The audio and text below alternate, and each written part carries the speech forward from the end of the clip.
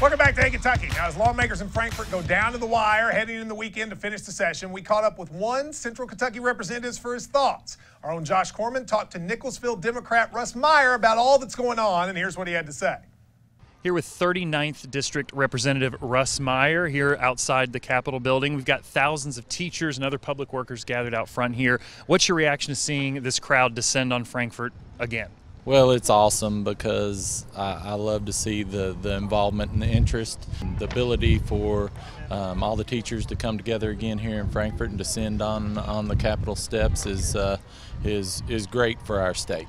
So what's it like as a legislator to walk into the building and find out kind of on the fly that this has been tagged on to another bill and that you're going to be expected to read, or maybe not expected to read and learn about it and understand it before you vote on it? What was going through your mind when you kind of realized that that was all going to happen in that one night? Well, Josh, you know I come from local government and from Main Street. And in the House of Representatives, we represent smaller districts. We represent our communities. And to know that a bill came in like that, of that importance to this many people, to every community across our state, to hundreds of thousands of teachers across our state, that's the people's house in there. It's their seat in there. That it's not our seat. It's their seat in there.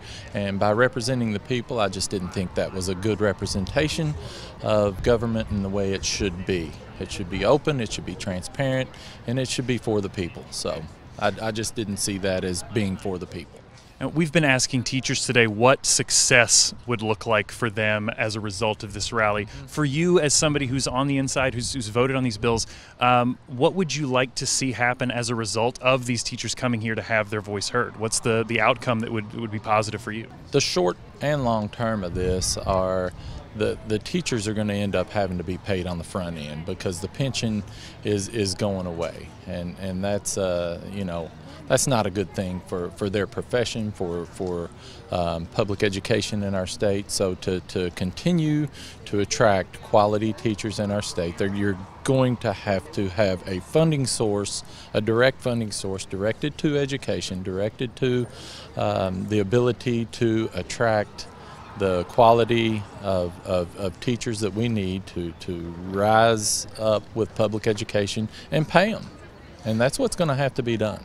Now, we've seen teachers in other states go on strike seeking higher wages. That's not obviously on the table right now for Kentucky teachers, but to hear you say that makes it sound like if the payment is going to have on the front end, what does that look like? How are we going to be able to pay teachers well enough that the pension issues might not deter future candidates from entering the field of education? The pension issues are going to deter them.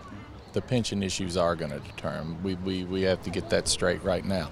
We're going to have to have a direct funding source that is fair and comparable to everyone in our state that we can all get behind. Not a select few get behind, that we can all get behind, support public education. These are highly educated people and the demands on them are high, so we need to support that with higher wages.